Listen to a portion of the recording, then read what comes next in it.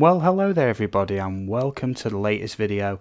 In this one today we're going to be talking about some Jurassic World Evolution 2 news.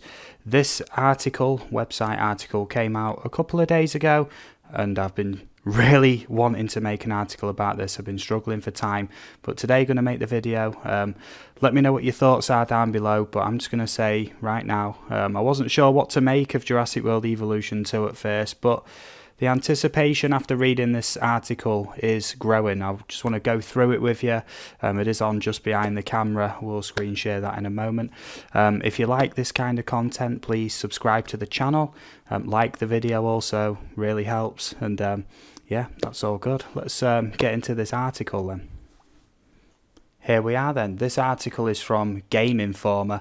I will link that down below so you can check that out for yourself, and it reveals a few key details which up until now I didn't know was going to be in the game. You might not have seen this article yourself either, so I'm going to read through it. We can discuss it. Let me know your thoughts down below. Also, I'm very keen to know what you guys think about this. Let's get into it. So this is the Game Informer article, June the 21st. I've only just got around to making the video. I do apologise, but you know, I will try and keep more up to date in future.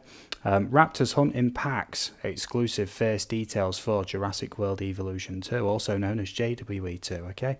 So, slight spoiler, a world of trouble is teased within Jurassic World Fallen Kingdom's final moments. Director Colin Trevorrow shows us what happens next in the little-known short film Battle at Big Rock, which gives the Thunder Lizards new territory to explore. We'll have to wait until next June to see how this story concludes in Jurassic World Dominion, but can soon play through another of this story's chapter within the video game Jurassic World Evolution 2. Frontier Development says that this sequel will have more of an authentic story that shows us what is happening within the United States.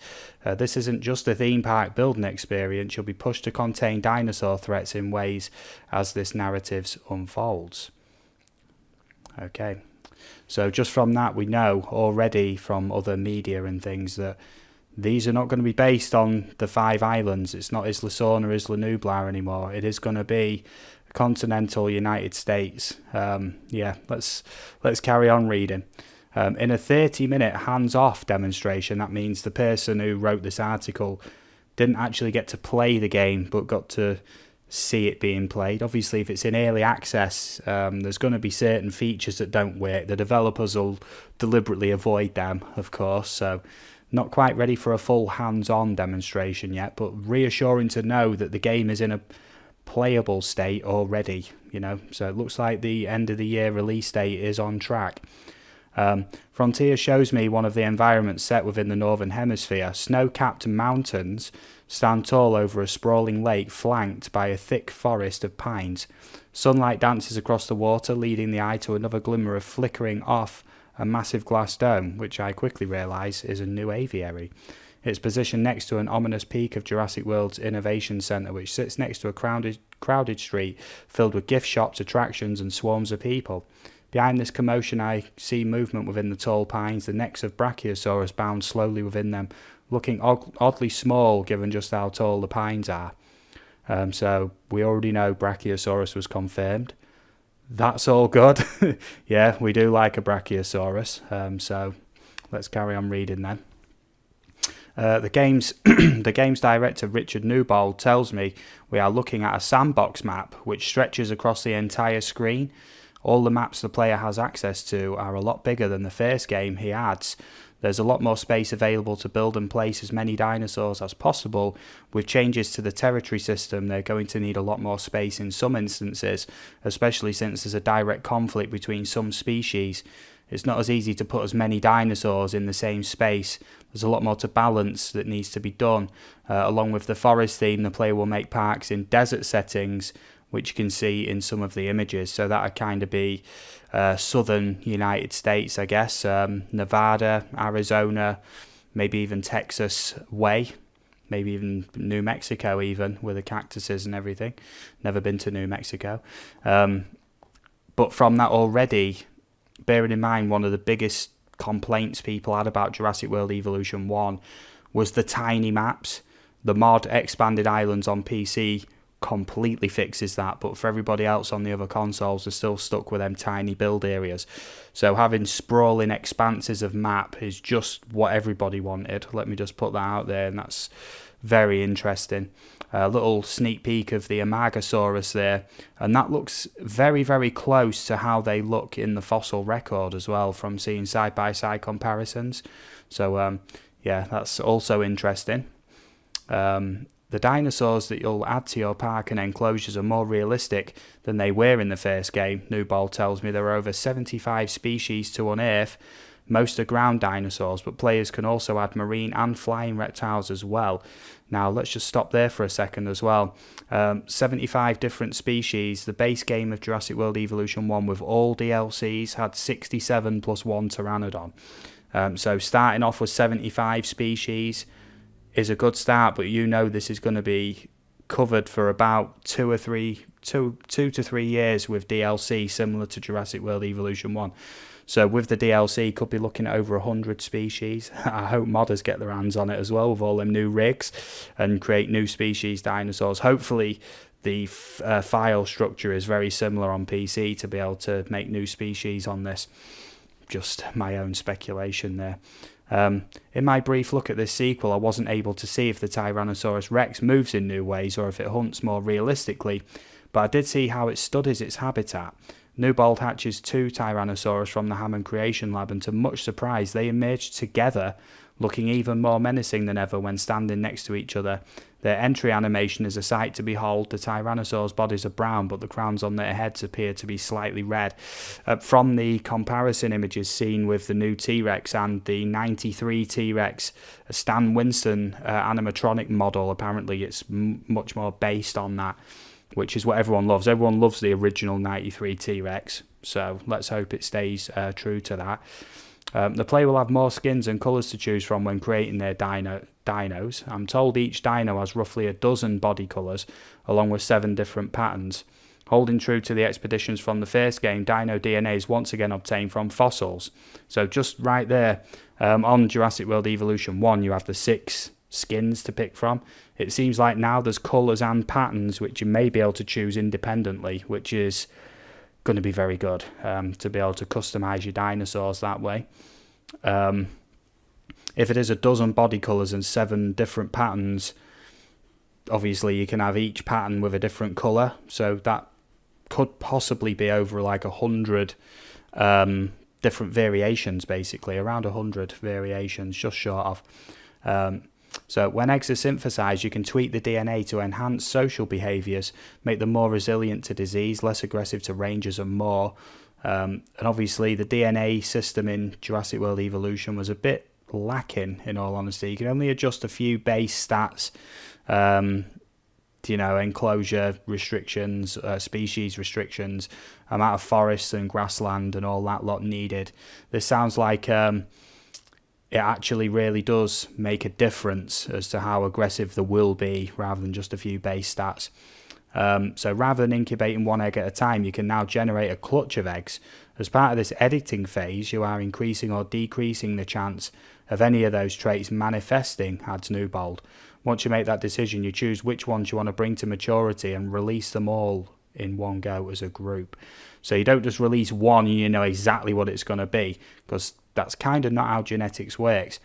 You have to release a clutch and then kind of cherry pick the ones with the most desirable traits for what you want. That sounds interesting. I do like the sound of that.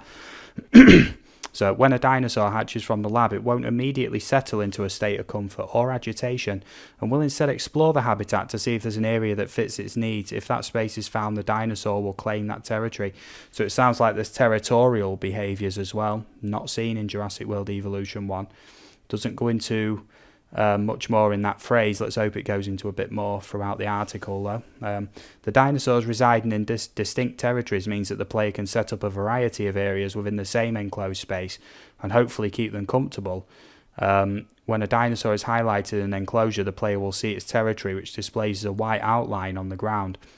So it seems as though you can hatch dinosaurs into a large enclosure, say numerous of the same aggressive species, like numerous T-Rexes, Spinosaurs, whatever. You know, who's to say Spinosaurus in the game? But basically, it'll claim its territory and it'll stick with that. So I'm guessing it'd be more territorial disputes than just aggressive attacks for no apparent reason other than there's two in the same enclosure. Yeah, that was the way the system worked in Jurassic World Evolution 1. So hopefully all that's getting a big improvement as well, and it does sound that way. The system is dynamic, says Newbold. It's building up as the dinosaurs walk around this enclosure. As the Triceratops move, it will move its territory in a new direction. As the old territory it created long ago starts to decay, it's walking towards things it needs: water, forest and ground fibre. It's not just about that, but also of the territory of other dinosaurs in the area. Sometimes the species are complementary and they'll live together harmoniously, but other times the species will have conflicts. If there's an overlap in their territories, there may be behaviours between these two dinosaurs. So it sounds like there could be unique behaviours between individual species as well. Let's hope so. They'll try to build their territory to their size. It's a dynamic system that puts a realistic connection between dinosaurs. This also means a species will rest together, socialise in more ways, and act more like a herd in their defined space. Oh, very nice. Basically just reiterating the points that I made a bit further up about what I'd like to see. Frontier has made it easier for the player to implement change to these enclosures and has minimised the back and forth between menus and gameplay. Executive producer Adam Woods walks me through this new system and quickly edit the environment with the landscaping tools. Let's hope they're as good as Terrain Tools Plus. And you can see the dinosaur information is left up so I can quickly reference it, he says. You see, I need forest, so I can use this paintbrush tool to add trees. The forest needs a met as I do this. So instead of having to select the dinosaur and then kind of go out that menu, add a few more trees, and you're thinking it's so close to being done and like one tree decides whether the animal's comfortable or not in quite a large enclosure is a bit, yeah, it's not very good, is it? Okay, so that seems like that's, well, at very least making that issue less of an issue, not necessarily fixing it. Herbivores now feed on the foliage and no longer require feeders, so you'll have to make sure you add the right plants when editing the terrain. For the Triceratops, the solution is the fibrous ground plant. The number of items that players can add to the enclosure is greatly expanded. I saw roughly a dozen different rocks. There may have been more. A dozen different rocks. Yeah, we want lots of rocks. Decorative items, we want tons of stuff. It's not that difficult to add tons of just decorative scenery items, it's really not.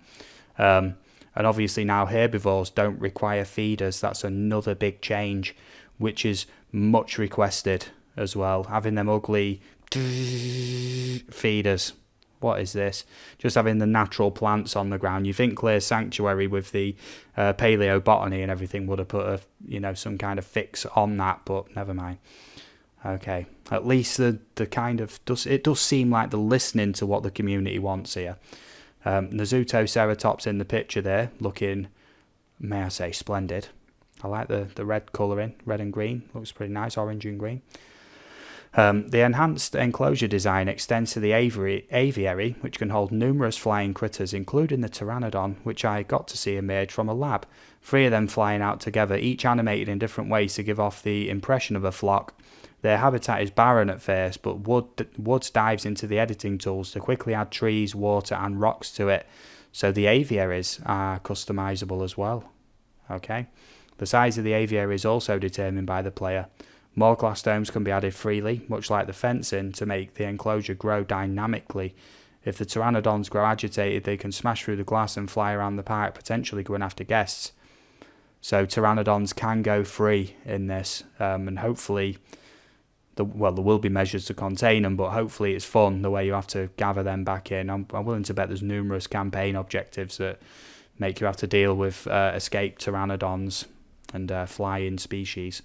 The player will then need to track them down and tranquilize them to get them back where they belong.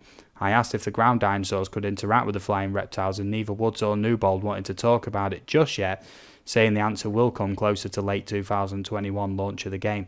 Yeah, I'd love to see a pteranodon swoop in and just grab a compy. Yeah, okay. I didn't see any dinosaurs fight in my demo, but I'm told the smaller variety will team up to take on larger beasts. Yes, that means raptors hunt in a pack. Predators, when taken after their prey, will chase after them dynamically, adds Newbold. There's no stopping and starting, there's improvements to the fighting system as well. Okay, the fighting system in Jurassic World Evolution 1 was very wooden and stilted, and hopefully it is a bit more dynamic, having numerous in one battle. Yeah, hopefully it's not fixed animations so much either. If a dinosaur is injured, it may need to visit the Paleo Medical Facility, the one new structure I see among the familiar Ranger Station, Research Centre, Park Tour, and more buildings from the first game.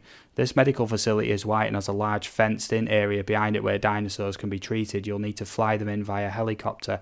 If a dinosaur cannot be treated in the field, you'll need to bring it here. The example I'm told is if one is seriously injured in battle. The Paleo Medical Facility also comes with a unique vehicle called the Mobile Vet Unit, which you can freely control just like all the other vehicles in the game. Yeah, sounds alright, I guess. Hopefully it's implemented well, I'm hoping. Monitoring dinosaurs' health will be much easier through the implementation of the new Ranger Post, which looks to be a small shack that you can place anywhere in an enclosure. The Rangers use this station to perform welfare checks. The dino vitals are not as clearly defined in this sequel. Wood says there's a bit of fog of war to that information. The player will need to keep tabs on it. The best way to do that is through the Ranger Post. So there'll be a whole, it sounds like there'll be a whole list of stats, comfort, health, needs, things like that, where if you've not got ranger stations nearby doing regular checks and things, then that information will probably just be like grayed out or question marks. So you kind of do need to keep tabs, because it does sound like there's more of an open world, not open world, but like open map vibe to the entire thing. There's a picture of the Pteranodon. Looks a little bit funny in the head shape, but still a work in progress, remember. Okay, significant enhancements are also being applied to guests, their behaviours and the structures you can build for them. Each guest mood is divided into 4 categories: adventure, standard, nature and luxury. They will gravitate to areas they seek the most. For instance, an adventure junkie will want to see carnivores. Now recently I've been doing the Jurassic Park Operation Genesis live stream series, and that sounds very similar. On that they do have like fun, thrill-seeking and scientific. So sounds like each guest might be highlightable with their own stats and everything, similar to Jurassic Park Operation Genesis. One of the big features of any park sim or park building sim is the ability to kind of see what the guests want directly, rather than just some info page with a general idea of what everyone wants. The player can tailor attractions and amenities to these specific groups. These 2 structures are fully customizable right down to what they offer and how they look. So customizable buildings, not just the kind of thingies that attach on the side, the modules. It's fully customizable, it sounds like. With the click of a button, the base attraction can transform into an aquarium, bowling alley, cinema, arcade, spa, and you name it. The design of that building is also fully customizable. The facade, roof decoration, entrance location, signage, and immediate surrounding ground can be changed with a number of preset options. For the ground, you can have trees, dinosaur skeletons, flags, and more. The colour of all the items can also be altered. If you want your shop to be hot pink, so be it. If you want each piece to be a different colour, you can do that too. The range of colour is extensive, allowing for specific shades to be picked from a wheel. So, yeah, you could have some absolute monstrosities of buildings that look garish, bright colours that don't really go together. But anyway, it also does obviously give you the options for more toned down building appearances as well. Okay. During my demo, Woods and Newball were positioned in the lower left, covering up most of the display where the park rating was in the first game. I didn't get to see what was there, but when Woods moved his arm, I saw a series of arrows. I asked if the player could speed up time, and Newball responded, "There are some time controls. We allow the player to pause time." I mean, you could just press pause for that, or go into capture mode, anyway. And also speed up time. Now, if a lot of people's complaints in Jurassic World Evolution 1 was just wait times of fossil teams coming back, objective timers to run down, things like that. So if you can even just speed up time by 50% or 100%, like you can do in most park management games, that'll be a big relief to a lot of people. Not having that is an issue, I will be honest, especially on multiple playthrough of the game. You just sat there with them timers thinking, what am I doing here? Do you know? Okay. If a problem arises in the park, those time controls may be disabled until that issue is taken care of. One of the new threats to the northern region is a snowstorm which covers the ground in snow and can create problems all over the park, such as losing power. So there is snow terrain, and as you can see, that's that in the background, snow-capped mountains and everything. So like a snowstorm. Wow, yeah, that sounds cool. Well, the new threats to the northern region, yeah, I've just read that bit, okay. A picture of the Brachiosaurus there, looking majestic, dare I say. Woodson Newbold walked me through a number of the game's new features, but wouldn't talk about others that were teased in the trailer. We know marine dinos are in the sequel, but I didn't get to see them. The Mosasaurus Lagoon will have to be huge, but what else can we add to it? And how customizable will it be? What other water dinosaurs are in the game? Can they leap up and eat land? Can they leap up and eat land dinosaurs? We really need to know the answer to that last question. Yeah, can a mosasaur kind of just claim a dinosaur? See, if you could build a Mosasaurus lagoon and then like a fence around it, and you have dinosaurs living on the fringe of the lagoon, and then now and again it just grabs one. What's with that? I don't know. Don't know what that is. It's, yeah. Okay, just plucks an Indominus, yeah. Details about game modes are also light at this time. I did, however, learn that the contract missions from the first game aren't in the story campaign, but will be present in challenge mode. So the challenge mode will be a lot more varied this time. Very, very nice. That challenge mode is tough, very fun, but tough. And some of the contracts you get are just ludicrous. Not even fun. Why would you do that? Jurassic World Evolution 2 is coming to PS5, PS4, Xbox Series X, Xbox One and PC.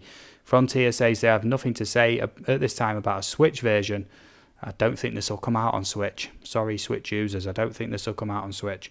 Details are also scarce for the new generation versions, but I'm told they will be enhanced much further down the line. So the base game will be PS4 and Xbox One with basically some graphical upgrades for the other ones, maybe improve load times as well. But we know that the best place to play this game will be on PC with good hardware, as is the case with most games. I walked away from my demo impressed by the changes that Frontier is implementing. It looks to be a much deeper experience than before, that gives the player a variety of new tools to use with less hassle. I can't wait to see that darn Mosasaurus and how the story will be handled. Here's hoping they give us looks at these aspects of the game soon. The dinosaurs that I saw: Acrocanthosaurus, Allosaurus, Amargasaurus, Ankylosaurus, Baryonyx, Brachiosaurus, Camarasaurus, Nazutoceratops, Pteranodon, Stegosaurus, Triceratops, and Tyrannosaurus Rex. Now we know from other images released by Frontier, please let me know if I've missed any others, but we know that the Coelophysis is in the game, and I think yesterday on their Twitter page they gave the species profile of the Herrerasaurus, and it made me laugh because the day before they did can you guess what this new species is going to be, and it was literally the yeah that it does in Jurassic World Evolution 1, as we know with a lot of the Herrerasaurus rig new species. I'm very familiar with that sound, I knew it straight away, but it is the Herrerasaurus. It has been revealed now. So that's Andrew Rayner, I hope I pronounced that right, editor-in-chief of Game Informer, I'll assume. But a great article from him. I would have loved to have been in his shoes and seen this gameplay. I'd be asking a lot more questions than he did. Like, why aren't you employing some of the modders from the Jurassic World Evolution 1 community? There we go, straight away. There's a good question. Will the islands be bigger than Expanded Islands, the PC mod? Will the terrain tools be as versatile as they are now with Ultimate Mixed Eras, the latest version, Enhanced Terrain Tools Plus? Do you plan on allowing mods down the line, even to a select few who are given the tools to do it? There'd be some of the questions that I'd be asking, because the base game and the DLC of Jurassic World Evolution 1, don't get me wrong, it's a brilliant package. But the amount that modders have brought to the table for that has basically stretched the lifespan. I mean, the last major DLC, the last DLC, was around December 2019. Yeah, so you can imagine Like, how are people still playing this game in 2021? Because of mods. Yeah, because of mods is basically the primary answer for me. Still getting a lot of traffic from Jurassic World Evolution 1 mods, showcases and guides. So it goes to show there's still a huge demand for this stuff. Yeah, I would have liked in Jurassic World Evolution 1 if they even just did a few more dinosaur packs. Anything. People would be willing to pay if it's high enough quality. And Jurassic World Evolution 1, it's worth every penny. There's no doubt about that. But what mod has brought to it, added, I mean, from the base game of 67 species, I'm not counting the Pteranodon. I mean, there's 250 to 300 new species you can add to your game via the use of mods. Don't get me wrong, most of them aren't up to the quality of the main game, but I'd say at least 50 to 100 of them new species are up to the quality of the main dinosaurs in the game. So yeah, that's my thoughts on that. Let me know your thoughts in the comments down below. I know I rambled on a little bit at the end, but it is like a reading / reaction type video, which from my last one you all said you liked, so I thought I'd do another one right here. The next mainline video I'm going to do is the full new and improved definitive mod install guide. I know a lot of you still have questions and everything, and the old guide I did, there's now a few elements of that are now outdated. There's new methods, better ways of doing it, and upgraded versions, so I'm going to do that next, so look forward to that in the next few days. But till then, just watch out for one of my live streams if you're a subscriber. If you're not, then I don't know where the button is. I think it'd be down here somewhere. Hit that red button, please. It'd mean a lot to me. Channel's growing really fast. You all mean a lot to me, and I'm very happy with how the channel's going and the community that's being built. Yeah, that's enough from me. Hope you have a nice day. I'll catch you in the comments, okay? Bye-bye, everybody. Bye-bye.